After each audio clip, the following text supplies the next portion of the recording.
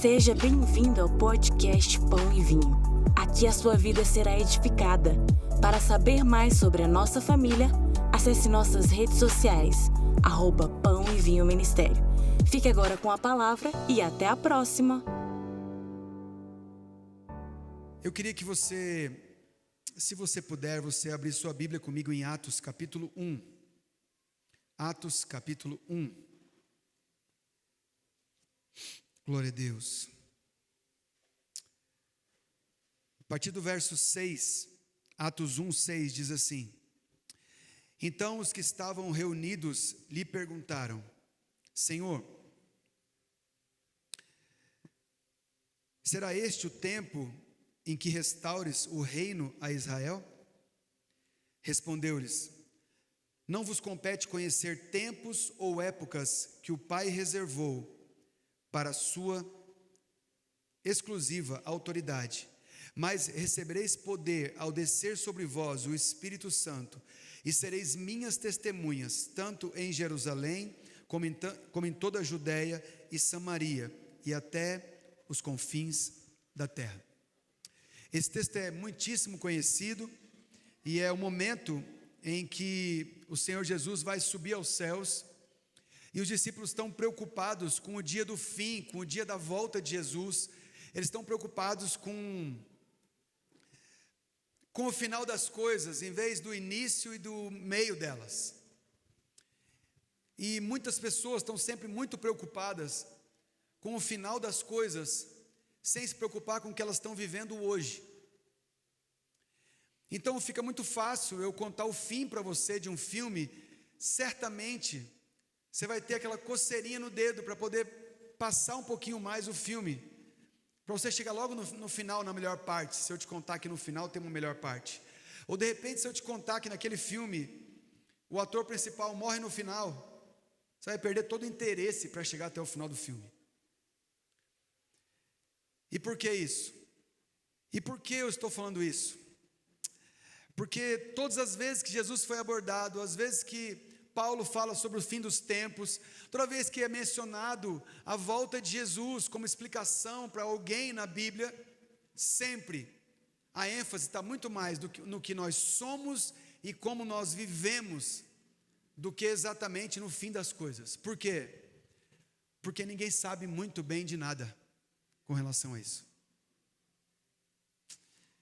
E existem pelo menos 3 teologias a respeito do milênio, a respeito do fim dos tempos, e eu poderia dar uma aula aqui agora, estudar e dar uma aula para vocês, daquilo que eu já sei, poderia buscar mais, para poder te falar hoje sobre isso. Mas essas teologias todas, elas têm princípios e têm pontos que eu e você facilmente vamos concordar. Nós vamos passar a tribulação, depois Jesus volta, depois a gente passa, Jesus vai voltar e nós já estamos no milênio do governo de Jesus depois da tribulação, nós já estamos vivendo o milênio, Jesus governa, leva a sua igreja, depois vem a tribulação. E todos eles, se você vê os professores explicando sobre isso, para todos eles tem um ponto importante e que dá para você concordar. Por quê? Porque o que menos importa é isso, o que mais importa é quem eu sou, como eu vivo e com quem eu me relaciono até o dia do Senhor. Amém. Por quê? Porque o dia do Senhor vem, ninguém sabe, nem Jesus. Só compete ao Pai, exclusiva autoridade, de saber qual é o dia que Jesus vai voltar. E eu e você vivemos numa fé e numa busca, e tem muita gente preocupada com isso. E eu queria dizer que nessa casa, nós nos preocupamos com todo o caminho até Jesus voltar. Nós não somos responsáveis pela volta de Jesus. Mas Ele volta antes para aqueles que o amam, a Bíblia diz. E eu quero dizer que, biblicamente falando, nós temos o que fazer. E nesse texto, no começo desse texto, eles estão perguntando para ele: será este tempo em que o Senhor vai restaurar o reino de Israel? E Jesus tira o foco do reino de Israel, tira o foco do fim das coisas e fala o que eles têm que fazer até isso acontecer. Respondeu-lhes: não vos compete conhecer tempos ou épocas que o Pai reservou pela sua exclusiva autoridade. Então eu e você não temos competência nenhuma para revelar fim das coisas. Escute isso. Eu e você não fomos chamados para isso, mas nós somos chamados para outra coisa. Nós somos chamados para testemunhar o nosso relacionamento com Ele para outras pessoas. E eu não estou falando de pregar Jesus simplesmente. Eu estou falando da minha vida ser um testemunho de Jesus simplesmente. Isso fala da sua conta bancária, do seu relacionamento com o banco. Isso fala da sua conta na venda e seu relacionamento com o dono da venda. Isso fala do seu relacionamento com as pessoas e que conta você tem com elas. Porque a única coisa que eu devo dever para alguém é o amor de Deus. Isso tem a ver com a maneira que eu trato as pessoas quando não tem nenhum crente vendo. Isso tem a ver quando eu entro no elevador com uma mulher bonita, com um decote mais baixo que os seios e uma mini saia mais alta que a cintura. Tem a ver com isso. Tem a ver com uma conversa minha com alguém, se eu tenho a oportunidade de falar mal de alguém para alguém, e eu não falo. Lá no elevador eu não olho. Lá na rua eu não julgo. Tem a ver com a maneira que eu me movimento, para onde eu vou, com quem eu estou. Quem são as pessoas que eu gosto de estar? Eu não estou falando de um degrauzinho de cima, de autoridade, porque é a autoridade exclusiva de Deus definir quando é o fim dos tempos. A minha é de descer se você estiver mais baixo. A minha autoridade, ela é exercida. A autoridade que Deus me deu, ela é exercida. Quando eu, se precisar descer um degrau, eu desço para olhar nos olhos de alguém. Está entendendo ou não? Sabe por quê? Porque nós sabemos muito bem, através da nossa natureza carnal, pecaminosa, da nossa humanidade caída, nós sabemos muito bem julgar as pessoas. Mas com a nossa humanidade santificada pelo sangue de Jesus, nós devemos aprender a caminhar como Ele andou. E caminhar como Ele andou significa fazer coisas relacionadas com o andar de Jesus. Então eu digo que eu caminho com Jesus, mas eu não vou em alguns lugares, não converso com algumas pessoas. Eu digo que eu caminho com Jesus, mas eu julgo determinadas coisas e condeno determinadas coisas, porque julgar não é o problema. O problema é a condenação, porque na condenação precisa ter um decreto. Você pode passar por um lugar e achar feio, mas quando você declara, nossa, que feio esse lugar, você condenou. Está entendendo ou não? Então alguém vai conversar com você e fala, cara, deixa eu te contar uma coisa. Diga, é sobre você? Não, é sobre outra pessoa. É bom ou é ruim? É ruim, não quero saber. Eu não quero saber, porque eu estou cuidando do meu tempo aqui até a volta de Jesus. Porque tem gente muito preocupada com a volta de Jesus, falando mal dos outros. Já pensou sobre isso? Porque não é quando, é como. Não é quando eu vou estar, é como eu vou estar. É como Ele vai me encontrar. Todos os sinais, pastor Flávio, dizem que não vai ser nessa madrugada. Ai, ai, ai. Se todos os sinais dizem que não vai ser nessa madrugada, pode muito bem ser essa madrugada, porque ninguém sabe. Guerras e rumores de guerra, ainda não vai ser o fim. Já teve guerra e rumor de guerra 200, 100, 200, 300, 400 anos atrás. Pestes. Passamos por há pouco tempo. Governos reunidos e governos se desfazendo. Já passamos por vários também. Então ninguém sabe. Sabe por quê? Não importa. Se importasse, estava escrito. Se importasse, estava escrito.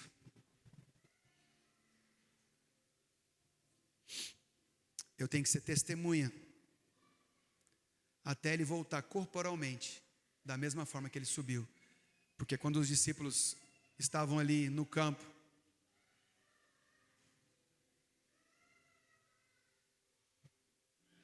os responsáveis já foram lá, conhecem o choro de longe.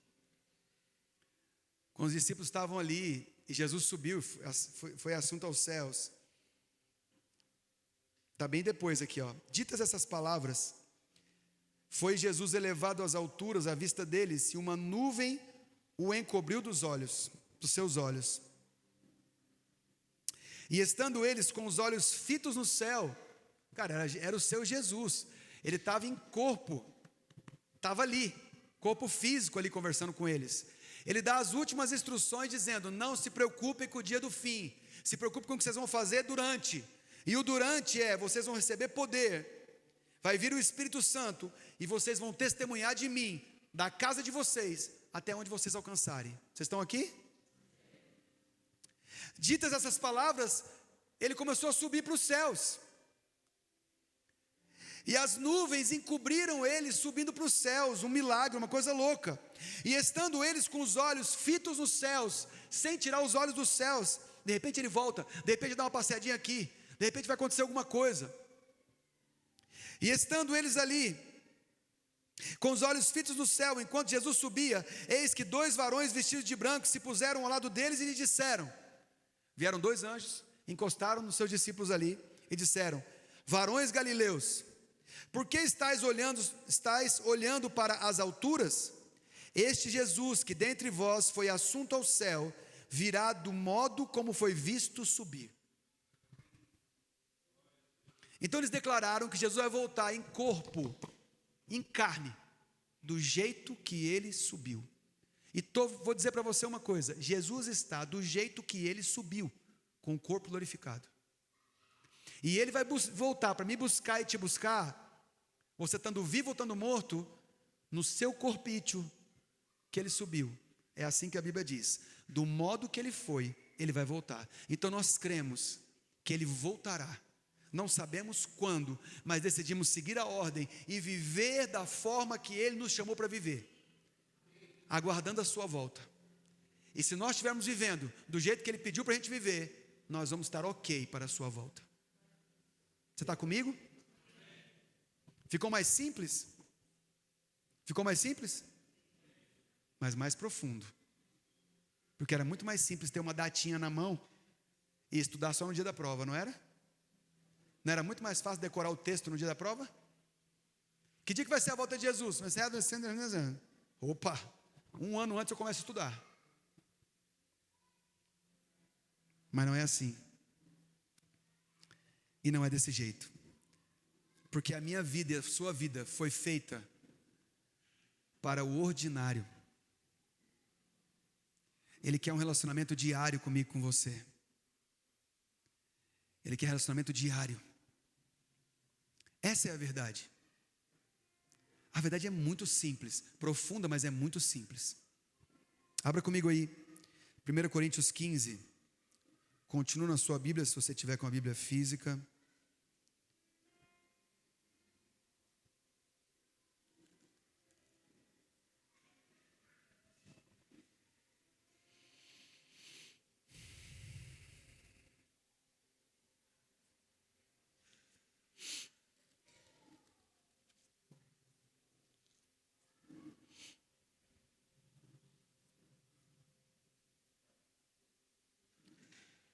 Aleluias. 1 Coríntios 15, dos 50 ao 58. Isto afirmo, irmãos, que a carne e o sangue não podem herdar o reino de Deus. Eu quero que você preste muita atenção aonde nós queremos chegar hoje aqui. Amém? Pastor Paulo, seja bem-vindo. Nossa família. Você convidar o Paulo para pregar aqui no domingo, não precisa, Renata. Gente, esse homem tem uma palavra. Você está doido? Isto afirma, irmãos, que a carne e o sangue não podem herdar o reino de Deus, nem a corrupção herdar a incorrupção. Eis que vos digo um mistério: nem todos dormiremos, mas transformados seremos todos, no momento, no abrir e no fechar de olhos, ao ressoar da última trombeta.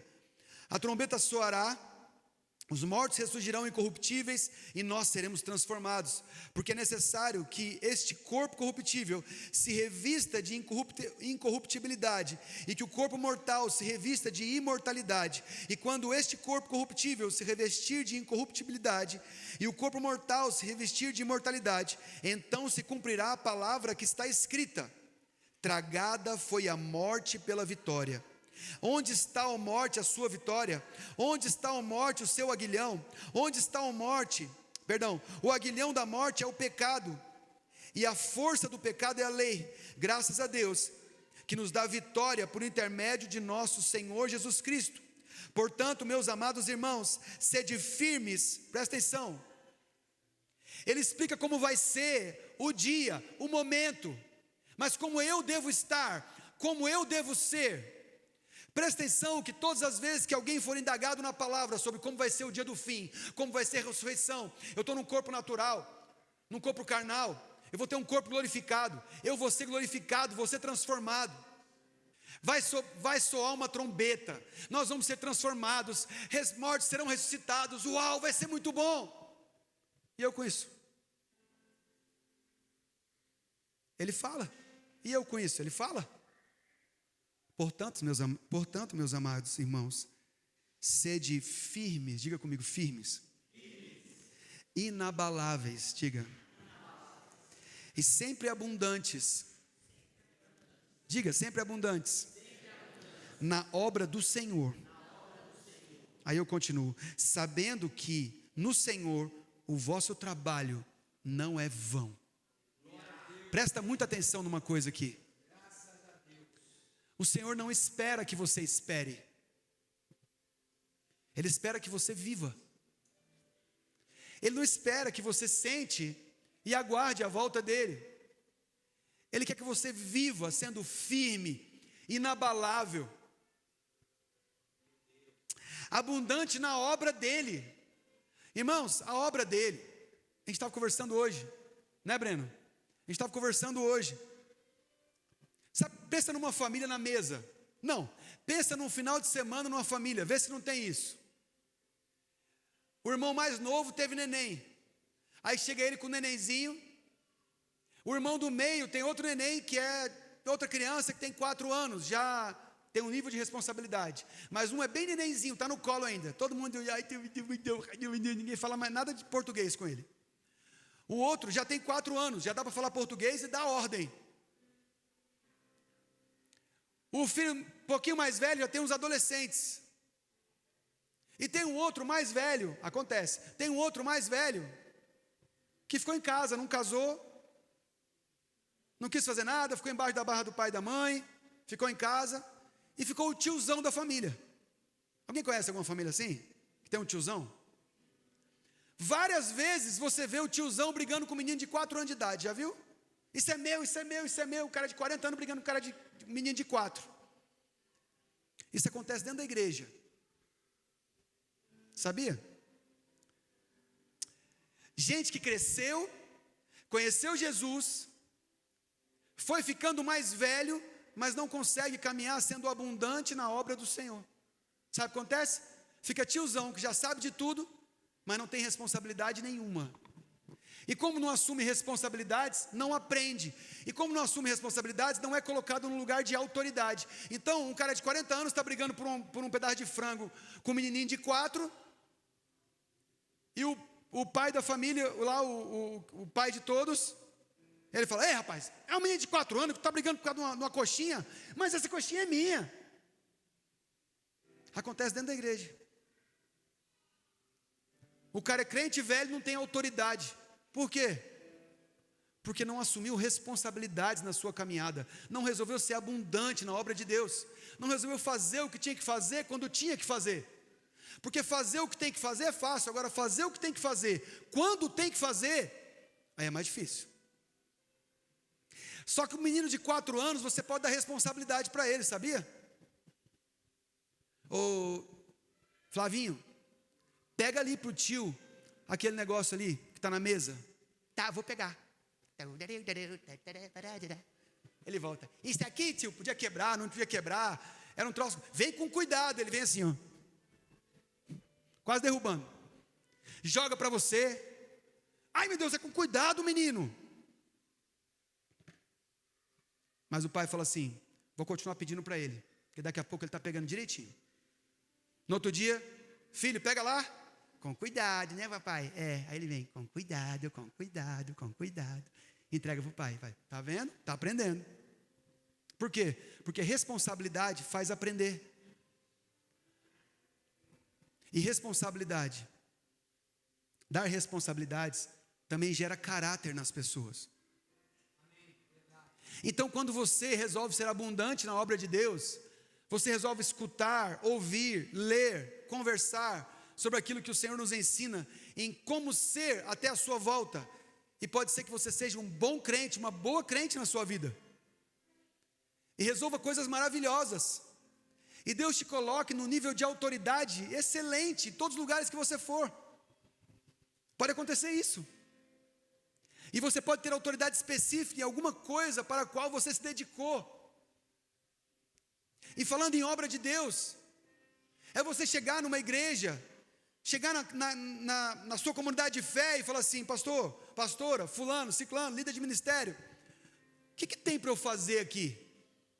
Aí alguém ocasionalmente pode dizer assim, tem muita coisa, mas antes eu tenho que te ensinar algumas coisas. Tem um curso chamado Integração, você precisa entrar lá, são 2 meses, você vai aprender quem somos nós, como nós caminhamos, como é que é a nossa vida, como nós vemos o reino de Deus, quais são os princípios, como são os princípios que a gente acredita, como a gente acredita nesses princípios da palavra, e aí depois disso, nós vamos conversar sobre o seu trabalho, as suas responsabilidades. Não, mas eu quero já chegar liderando, não. Não é porque nós queremos que você fique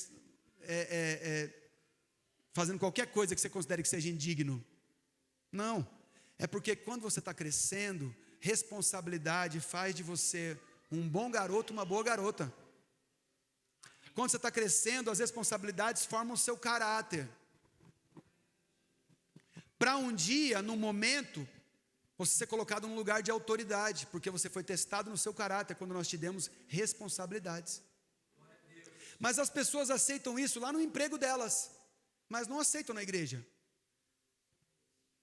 Ela chega, teu salário é quanto? 2.000. Oh, beleza, 2.000. O que eu preciso fazer aqui para ganhar 4? Ah, meu amigo, aí tem um caminho. Porque como se trata de dinheiro, eu faço o que for preciso para aumentar o meu salário. Estou falando alguma besteira? Vocês estão calados? Mas para o reino de Deus, que eu preciso aprender e tomar responsabilidades para mim e falar, como faz isso? Eu acho bonito gente que não sabe fazer uma coisa e levanta a mão e fala assim, eu queria fazer isso aí, mas eu não sei como faz. Alguém pode me ensinar? Pastor, eu estou disponível para esse ministério, só que eu não sei fazer nada disso. Claro, vem para cá, cara. Fulano, ensina ele como é que faz isso aqui.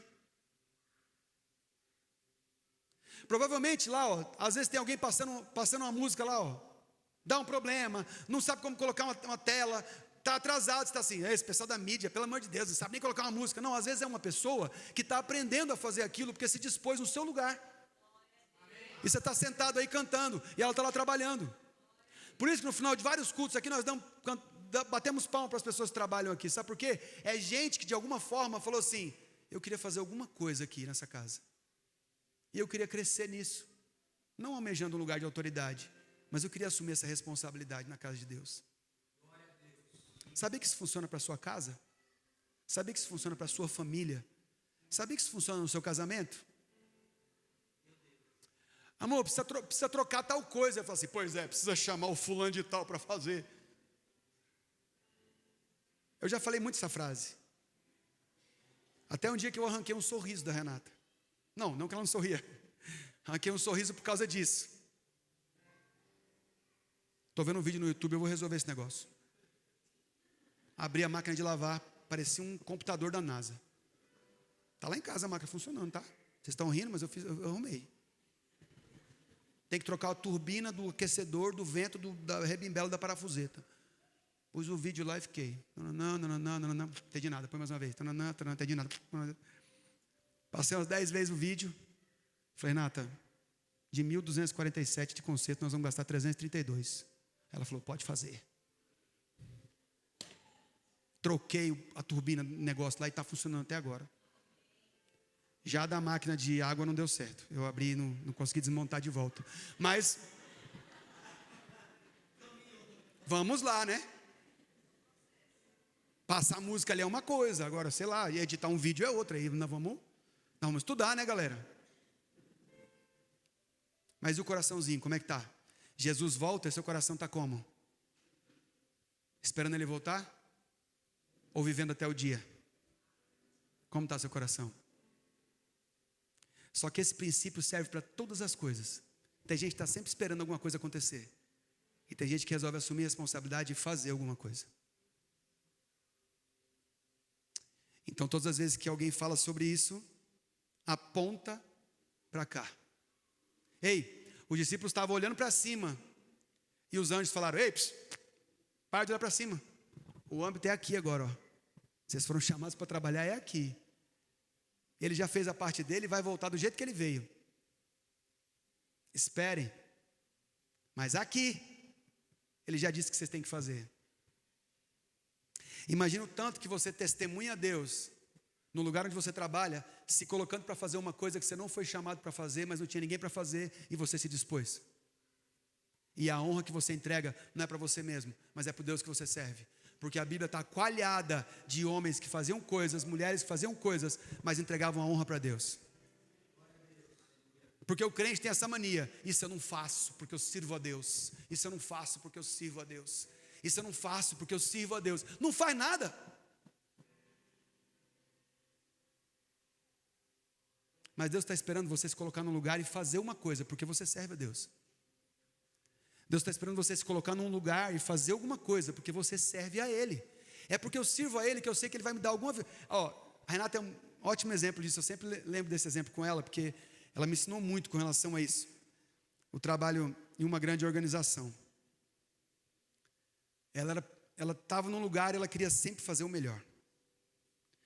Mas ela não fazia porque ela queria aparecer para ganhar um cargo, porque era a natureza dela. E ela começava a fazer uma coisa bem feita, e as pessoas promoviam ela para um lugar. Quando ela ia, em vez de ela levantar o nariz e não olhar para ninguém, quando ela ia, ela pensava, que as pessoas que podem ir comigo? E trazia essas pessoas com responsabilidade junto com ela, promovia algumas delas, eu lembro. Falava, nós vamos promover fulano de tal, que está vindo comigo. Sério, nossa, ele está muito feliz, nossa, ela está muito feliz. Por quê? Porque gente que assume responsabilidade promove as pessoas que estão à volta. Porque a sua vida é feita para quê? Para falar mal dos outros? Para diminuir alguém que está perto de você? Como que você ganha alguém para Jesus diminuindo essa pessoa a primeira vez que você encontra ela no ônibus? Como que você ganha alguém para Jesus encontrando com alguém e falando mais de você do que ouvindo ela?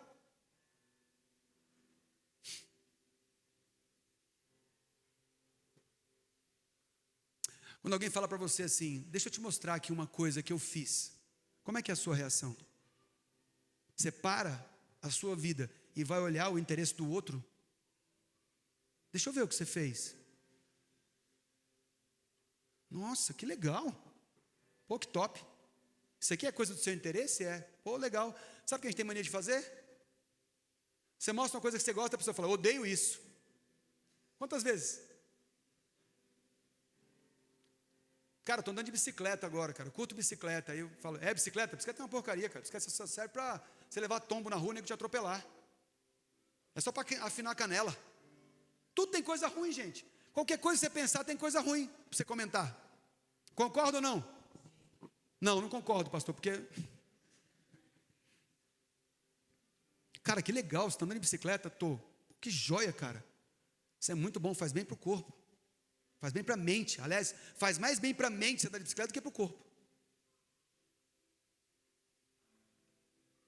Mas não.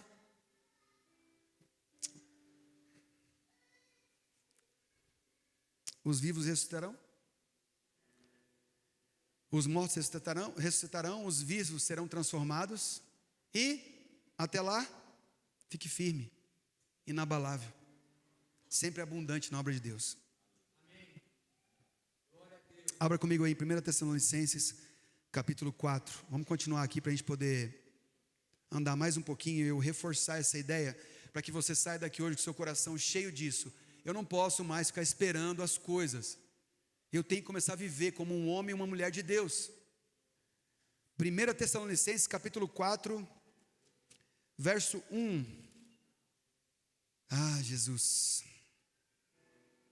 Finalmente, irmãos, nós os rogamos e exortamos no Senhor Jesus Cristo que, como de nós recebestes, quanto à maneira de que deveis viver e agradar a Deus, e efetivamente estáis fazendo, continueis progredindo cada vez mais, porque estáis inteirados de quantas instruções vos demos da parte do Senhor, pois esta é a vontade de Deus. Olha isso, esta é a vontade de Deus, a vossa santificação, que vos abstenhais da prostituição, e cada um de vós saiba possuir o próprio corpo em santificação e honra, não com desejo de lascívia, como gentios que não conhecem a Deus, e que nesta matéria ninguém ofenda, nem defraude o seu irmão, porque o Senhor contra todas essas coisas, como antes vos avisamos e testificamos claramente, é o vingador, porquanto Deus não nos chamou para impureza, e sim para santificação. Presta atenção aqui. De Sarte, quem rejeita essas coisas, não rejeita homem, mas rejeita Deus, que também vos dá o seu Espírito Santo. Porque tem gente que acredita que foi lá, aceitou Jesus aqui no altar, na sua casa, em qualquer lugar, e o Espírito Santo veio e encheu aquela pessoa. Tem gente que acha que recebeu Jesus aqui, o Espírito Santo veio e encheu o seu coração. Eu criei em Jesus, o Espírito Santo encheu meu coração. Aí tem gente que acha que o Espírito Santo fica com as malinhas prontas e com a mesa pronta. Então aquele dia eu levantei e fiz uma oração, ele põe a mesa. Pavão, cafezinho, pão de queijo. Aí na hora do almoço eu peco. Espírito Santo, ai meu Deus do céu, arrumar essas malas, sair desse corpo agora. Aí ele sai e fica onde? Já pensou sobre isso? Ou só eu que fico pensando nessas coisas doidas? Você acha que quando você peca, o Espírito Santo sai de dentro de você? Não. O Espírito Santo foi entregue para você e colocado dentro do seu coração. Foi depositado em você o Espírito Santo, juntamente com o amor de Deus. Está lá em Romanos capítulo 5. Deus te amou tanto que Ele depositou no teu coração o amor dEle e o Espírito. E te deu autoridade para viver aquilo que Jesus falou que você ia viver. Só que o Espírito Santo não sai de você quando você peca. Ele entristece dentro de você. Ele se entristece dentro de você. Você peca com o seu corpo, com impurezas e com prostituição, porque o Espírito Santo habita dentro de você. Vou falar de novo, vou citar esse livro de novo, para vocês lembrarem. Do C.S. Lewis. Cartas de um Diabo para o Seu Aprendiz. É um demônio maior ensinando para um demônio menor como dominar a vida de uma pessoa. Só que é Bíblia o tempo todo, e ensinamento o tempo todo. E um dos textos ele fala, deixa ele se ajoelhar e orar. Daqui a pouco ele está brigando com a mulher dele, daqui a pouco ele está usando droga, daqui a pouco ele está fazendo alguma coisa errada. É assim que é bom, porque ele fica dividido e sem autoridade.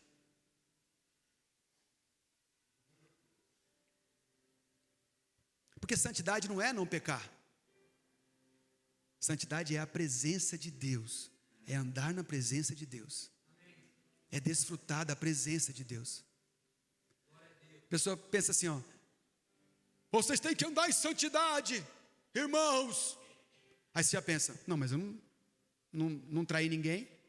Não deitei com ninguém. Não olhei nada na internet, nem toquei em mim. Pronto, estou santo. Não, santidade é um troco. Santidade é no troco. Santidade é nos lábios. Santidade é num abraço. Santidade é num comentário, num pensamento. Santidade é num decreto. também nessa área. E aí, tem gente que acha que é assim, mas quem rejeita essas coisas, aí sim, está rejeitando a Deus. Ande em santificação, tenha o seu próprio corpo em santificação, seja governante do seu próprio corpo em santificação, decida fazer o que tem que ser feito, quando tem que ser feito. Pastor, não consigo, eu sempre caio nisso. Eu falo, como que você cai? Vamos ver o caminho da sua queda, como é que é? Não, eu estou fazendo isso, aí eu faço aquilo, aí eu faço isso. Se você faz isso, que você sabe que vai fazer aquilo, depois vai fazer aquilo, é mesmo, você está certo, você que cai. E sabe como é que fica o diabo? Nem tem uma cadeira para eu sentar. Ó, pronto. Eu não vou nem sentar, vou fazer assim, ó. Ele fica assim, ó, levantando cadeira para você. E para mim, que estou apontando um dedo para você e 3 para mim aqui, ó. Sabe por quê? Porque nós não fomos chamados para outra coisa, senão para nos movimentar até que Ele volte, para ser testemunha dEle até que Ele volte. E ser testemunha dEle não é complicado, só é profundo. Ser testemunha dEle é muito profundo.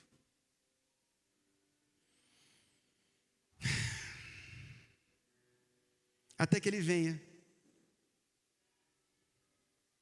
Só vou continuar aqui para terminar o texto, porque é importante. Versículo 9 do capítulo 4 de 1 Tessalonicenses. No tocante ao amor fraternal, à amizade que nós temos entre nós, não há necessidade de que eu vos escreva, porquanto vós mesmos estáis por Deus instruídos, que deveis amar-vos uns aos outros. Na verdade, estáis praticando isso. Ele está falando com o povo de Tessalônica. Estáis praticando isso mesmo para com todos os irmãos em toda a Macedônia. Contudo vos exortamos, irmãos, a progredirdes cada vez mais, e diligenciardes por viver tranquilamente, cuidar do que é vosso, e trabalhar com as vossas mãos, como vos ordenamos, de modo que vos porteis com dignidade para com os de fora, e de nada venhais a precisar. Por favor, presta atenção nisso aqui. Não tem problema ninguém passar uma necessidade. Só que Romanos fala que nós somos indesculpáveis, tendo conhecido a palavra de Deus. Indesculpáveis. Sério? Não vem com desculpinha para mim, não. Isso aqui que você está fazendo aqui hoje, talvez é a maior besteira da sua vida. Vim aqui escutar a palavra de Deus, sabe por quê? Te responsabiliza. É a melhor coisa do mundo você estar aqui, mas talvez seja a pior. Sabe por quê? Porque recebeu o conhecimento e agora você se responsabilize por aquilo que está recebendo. E se eu estivesse pregando 1 Flávio, capítulo Tananá, tudo bem, mas estou pregando Bíblia. E não estou resgatando do texto aqui nada que não esteja escrito no texto. Então nós somos indesculpáveis. E sabe para onde a régua aumenta? E sabe quem vai ser mais cobrado? Quem está pregando.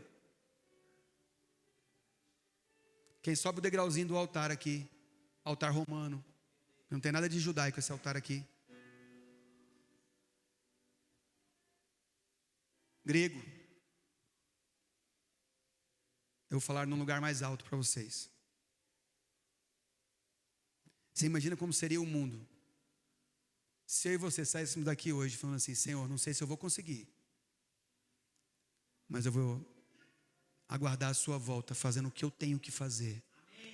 Sabe o que esse cara está falando aqui para esse povo? Vocês vivem muito bem entre vocês, mas progridam, cresçam, cuidem do que é de vocês, trabalhem com as suas próprias mãos, como nós ordenamos, e de modo que vocês vão se portar com dignidade com os que são de fora, e de nada vocês vão precisar. Quem são os de fora? Ele estava no meio do povo grego aqui. Era gente que buscava conhecimento, e tudo que eles tinham era baseado no seu conhecimento.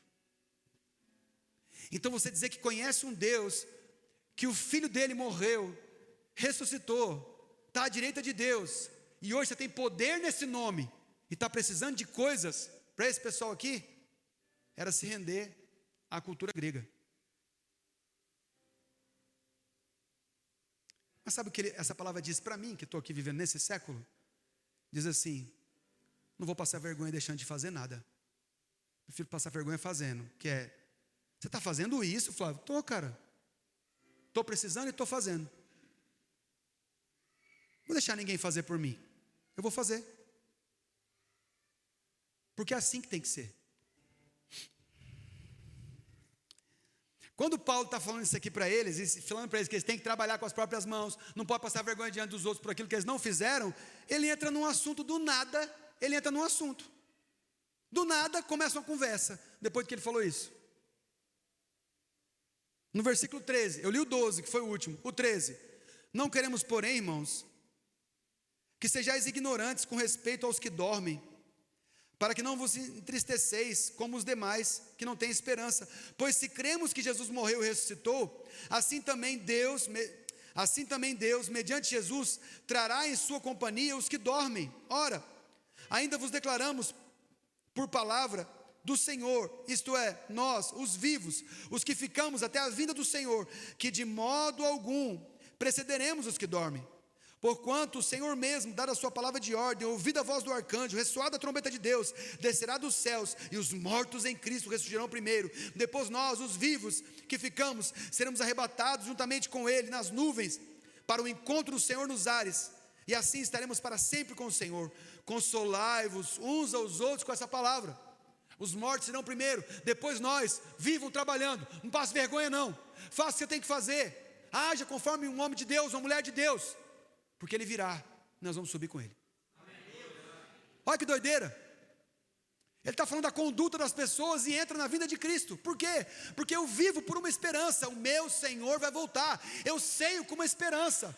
Eu estou tomando essa ceia agora. Senhor, eu tenho comunhão com o teu corpo, eu tenho comunhão com o seu sangue, e o Senhor voltará, porque o Senhor disse para os discípulos: eu só vou tomar esse fruto da vide com vocês agora, no dia que eu voltar, na consumação dos séculos. Eu vivo numa esperança, gente.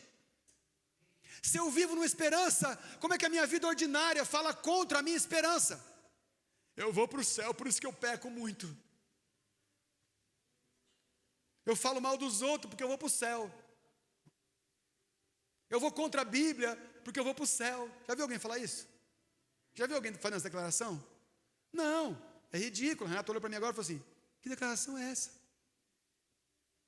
Porque não existe a declaração. Ninguém é doido de fazer isso. Mas a vida fala mais do que as palavras.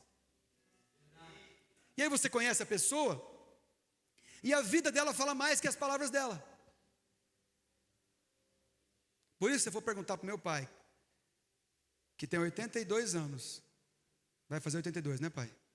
Desculpa. Perdão. Falta um mês para ele fazer 82 anos, mas eu não vou tirar essa... Você pergunta para ele foi gerente comercial de uma grande empresa multinacional, depois virou representante, trabalhei com ele muitos anos. Pergunta para o seu Evaldo depois, em secreto, dos devedores dele, de quem ficou mais devendo, deu mais calote para ele. Pergunta qual é a religião, ele vai te dizer. Fica nas entrelinhas aí, ele vai te contar, para você poder, você já sabe quem é.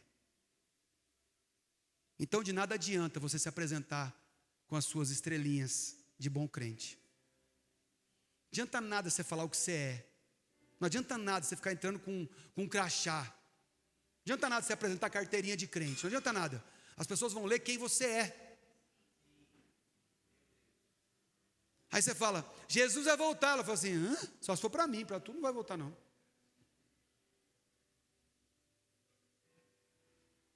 Porque a segunda-feira está aí. Daqui a pouquinho é segunda-feira. E o sol que vai nascer amanhã, se Deus assim permitir, ele nasce sobre maus e bons. Sabe por quê? Porque existe uma graça. E essa graça não é a graça para a salvação, é a graça comum. É o que sustenta a terra como ela é, aguardando a manifestação dos filhos de Deus. Alguns zombam dizendo que ele não voltou e não vai voltar. A Bíblia fala disso. Existem aqueles que zombam, estão esperando quem? Se ele vai voltar, hein? Pegar a sua Bíblia aí, Jesus falou que daqui a pouquinho ele estava voltando. Pegar a sua Bíblia aí, eu já vou tirar suas mentiras da sua cabeça aí, essas crenças limitantes, vou tirar da sua cabeça rapidinho. Aí você precisa sentar com a pessoa dessa e dizer assim: ele não está atrasado. Ele decidiu esperar por mim e por você. Tem o tempo determinado para todas as coisas. Mas ele decidiu esperar por mim e por você. Porque a criação aguarda a manifestação dos filhos. Como os filhos se manifestam? Com grande avivamento? Para. Os filhos de Deus se manifestam com grande avivamento que aconteceu não sei aonde. Os filhos de Deus se manifestaram quando aconteceu um avivamento não sei aonde. Uma cidade inteira se converteu ao Senhor Jesus porque os filhos de Deus se manifestaram. Não, os filhos de Deus se manifestam no metrô, no ônibus, na sua casa, no seu trabalho, na faculdade, na escola. No dia a dia. Os filhos de Deus se manifestam na vida ordinária. Não é na ordinária vida. É na vida ordinária. Levanta o sol de manhã. Você levanta de manhã e fala assim: ó, eu sou um filho de Deus e o Senhor aguarda que eu me manifeste. O reino, Jesus falou assim: ó, não adianta você olharem para as coisas visíveis. O reino está dentro de vocês. Gente, quando você levantou a mão e aceitou Jesus como Senhor e Salvador da sua vida, Ele depositou o Espírito do Deus vivo dentro de você. Você imagina a estrutura que Deus criou o homem, para o meu corpo, olha só, o meu corpo que uma gripe derruba, consegue suportar a presença de Deus. Não é uma loucura? Já parou para pensar sobre isso? A minha estrutura física suporta uma coisa espiritual. O reino de Deus está dentro de mim, Ele se manifesta através de mim. Vamos pelo reino, ok, cadê Ele? Se o que eu vou juntar de tesouro não é natural, não é físico, não é ouro nem prata, então esse reino também não é físico. E essa foi a grande decepção dos discípulos, ou a grande tristeza dos discípulos. Ele não é o cara que vem salvar Israel como um cara com espada, mandando matar todo mundo, ou fazendo um grande exército, destruindo tudo. Não é esse cara. E eles demoraram para entender esse princípio. Só que tem gente até hoje, com Bíblia na mão, milênios depois, que não entendeu isso ainda. E não se esqueça, o cordeiro que foi imolado antes da fundação do mundo, todo singelo, um cordeiro, o cordeirinho, ele é o leão da tribo de Judá, ele é o general dos exércitos de Deus. Nós vamos conhecer Jesus como o general dos exércitos de Deus. O nome dele não tem autoridade à toa. Quando Jesus fala: olha, eu vou para o Pai, mas vocês vão receber poder através do Espírito, sejam minha testemunha, mas através do Espírito. Esse é o caminho. Então eu vou ler o último texto para você entender e ver onde é que você se enquadra. Vamos comigo para Lucas capítulo 12, a partir do verso 35. Lucas capítulo 12, verso 35. Cingido esteja o vosso corpo, e acesas as vossas candeias. Sede vós semelhantes a homens que esperam pelo seu Senhor, ao voltar ele das festas de casamento, para que quando vier e bater à porta, logo abram. Bem-aventurados aqueles servos a quem o Senhor, quando vier, os encontrar vigilantes. Em verdade vos afirmo que ele há de cingir-se, dar-lhe lugar à mesa, e aproximando-se, os servirá. Mesa, lugar de comunhão. Quem quer ele venha na segunda vigília, quer na terceira, bem-aventurados serão eles, se assim os achar. Primeira vigília da noite, das 6 às 9, falando do calendário judeu, do horário judaico, sei lá, judaico, né? Segunda vigília, 9, 10, 11, 12, Terceira vigília, 1, 2, 3. Olha o que ele está dizendo.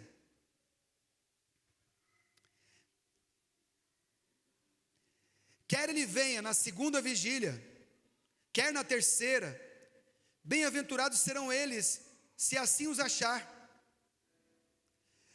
Sabei, porém, isso: se o pai de família soubesse que hora havia de vir o ladrão, vigiaria e não deixaria arrombar a sua casa. Ele está querendo dizer, vai chegar um horário que você está são, está bem. Vai chegar um horário que você trabalhou o dia inteiro, você está cansado. Mas vai chegar um horário que você está morto de cansado. Seus olhos estão fechando. Vai chegar uma hora que você vai estar distraído, desconcentrado. Então vigie.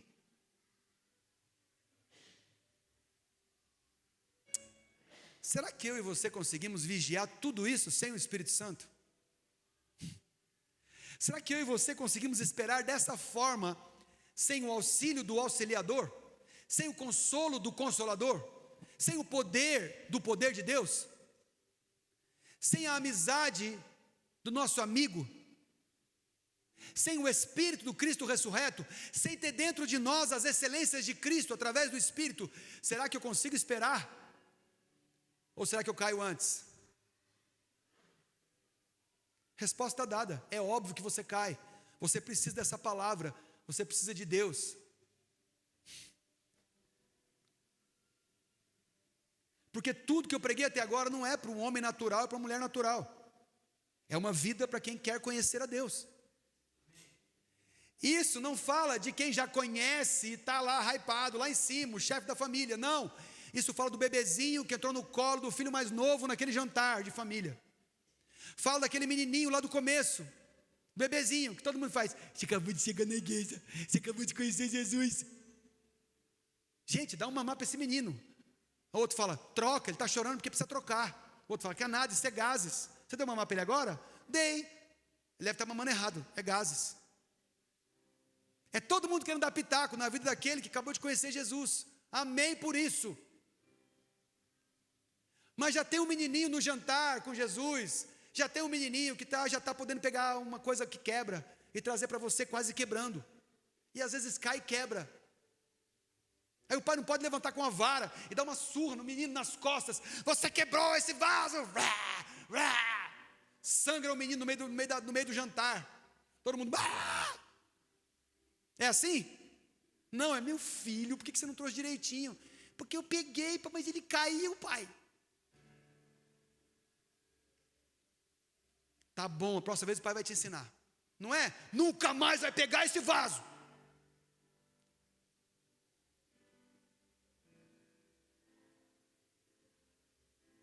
Já sendo os adolescentes, que em vez de estar revoltadinho na hora da janta, fala assim, pai, não precisa levantar não, eu ajudo ele aqui. Vai lá rapidinho, pega uma vassoura, pega um negócio, ajuda a limpar. Mas eu quebrei, ela da mamãe, eu quebrei. Calma, moça, a gente compra outro, fica sossegado. Não é nem o pai, nem o bebezinho. É um que já está mais crescidinho, já conhece um pouco mais o pai, sabe que o pai não vai bater em ninguém por causa disso.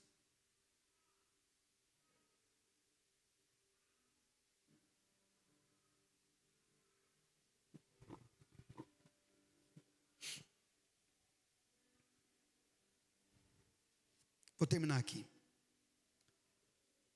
Se o pai soubesse a hora que o ladrão vem, ele vigiaria, não deixaria arrombar a casa. Ficai também vós apercebidos, porque à hora em que não cuidais, o Filho do Homem virá. Então Pedro perguntou, Senhor, proferes essa palavra para nós ou também para os outros? Disse o Senhor, quem é, pois, o mordomo fiel e prudente, a quem o Senhor confiará os seus conservos para dar-lhes o sustento a seu tempo? Eu e você fomos chamados para cuidar dos conservos. Eu e você fomos chamados para cuidar das outras pessoas, para olhar para as outras pessoas, para se preocupar com elas. Eu e você fomos chamados para caminhar do lado de gente e cuidar delas. Não importa quem seja, pode ser um parente seu, pode ser alguém de fora. Você foi chamado para isso, cara.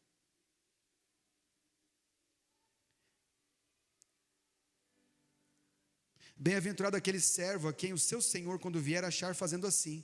Verdadeiramente vos digo que lhe confiará todos os seus bens. Mas aquele servo Mas se aquele servo disser consigo mesmo: meu senhor tarda em vir, e passar a espancar seus criados e criadas, e a comer, e a beber, e a embriagar-se, virá o senhor daquele servo em dia que não espera, e em hora que não sabe, e castigá-lo-á, lançando-lhe à sorte com os infiéis. Tu é crente mesmo? Essa é a pergunta aqui desse texto. Tu é crente mesmo? Mostra com a tua vida. Não fica falando não, para não passar vergonha. É isso que ele está dizendo para mim e para você.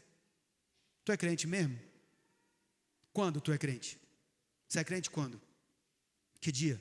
Que dia da semana? Que horário do dia? Em que ambiente você é crente? É isso que ele está falando. Aquele servo, porém, que conheceu a vontade do seu senhor. Olha só, presta atenção. Aquele servo, porém, que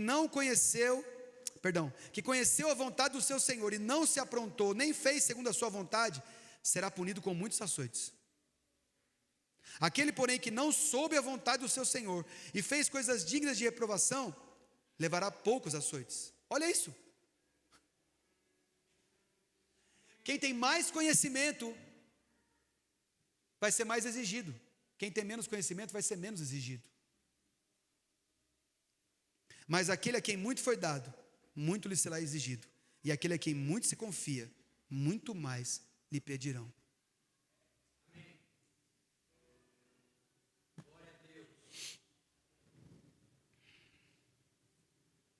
Eu quero sentar à mesa com Jesus. Eu quero sentar à mesa com Ele.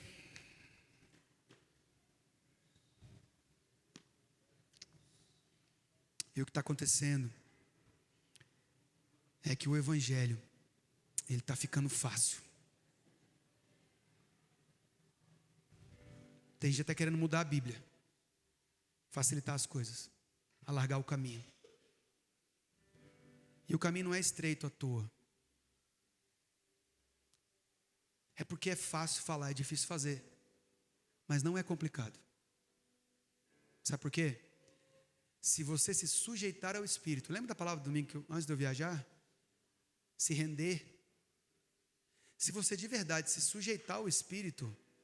Se você fizer esse teste amanhã e se sujeitar ao Espírito amanhã, você vai se ver. Você não vai ficar vendo os outros. Você vai se ver. Você vai ver como você é.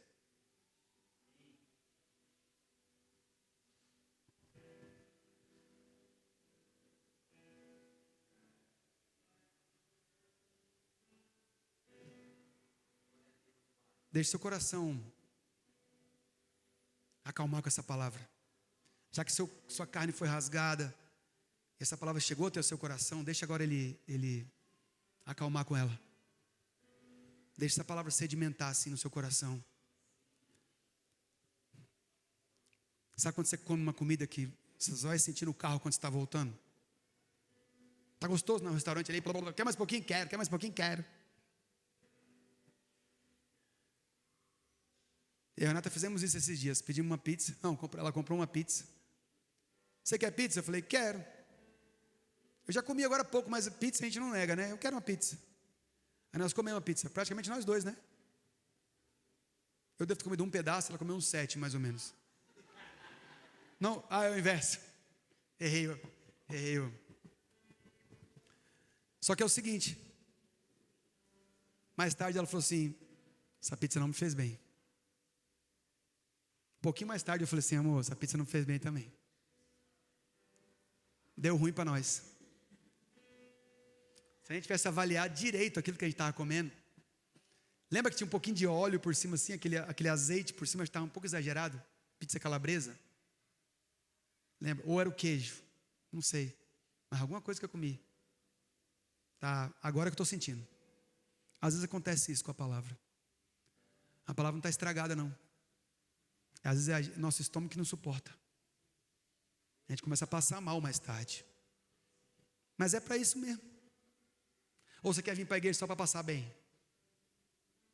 Ai, minha igreja é uma bênção. O pastor já anda logo com uma coisinha assim para pentear meu cabelo já. Ele nem passa a mão mais, já penteia o cabelo assim, ó. Passa mais um, passa mais dois.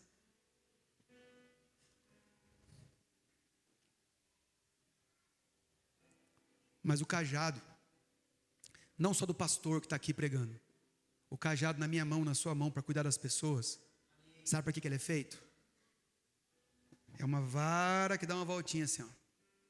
Quando a pessoa que você ama, a sua ovelhinha, está se afastando muito, você puxa. E se ela faz alguma coisa errada, você vira e vara. Quando ela apanha, ela quer se afastar, você vai e puxa de novo. E traz para perto de novo. Não estou te corrigindo, nem apontando nada que você está fazendo errado, para me afastar de você não. É porque eu te amo. Volta.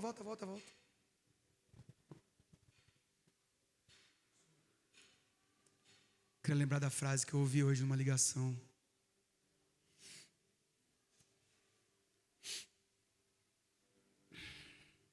É mais ou menos assim, ó. O cara estava orando, meu amigo que eu estava falando no telefone, ele falou assim, anota aí. Eu falei, vou anotar, esqueci, vou pedir para ele mandar para mim aqui.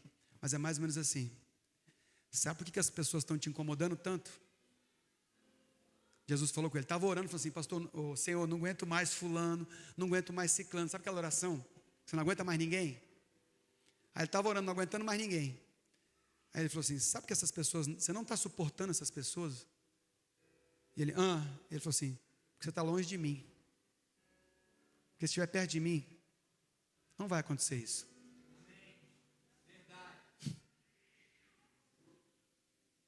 Então eu e você não vamos chegar em lugar nenhum, se nós não nos rendermos ao Espírito. Levanta aí do seu lugar, por favor.